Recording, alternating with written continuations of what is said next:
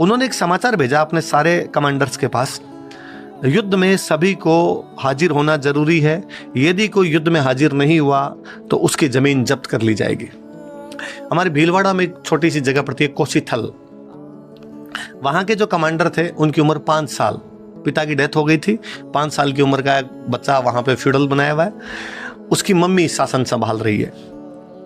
उसकी मम्मी को जाके मैसेज कहा, भाई तुम्हारे बेटे के लिए मैसेज आया है कि युद्ध लड़ने के लिए जाना पड़ेगा वरना जमीन जब्त कर ली जाएगी। उसकी मम्मी ने सोचा 5 साल के बेटे को तो कैसे भेजा जाए।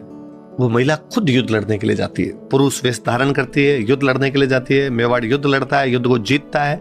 शाम को जब घायलों को उठा रहे थे तो उन घायलों में एक महिला मिलती है जिसके तलवार लगी है यहाँ पे, इसलिए उसके खून निकलने से उसके बाल पूरे गीले हो गए।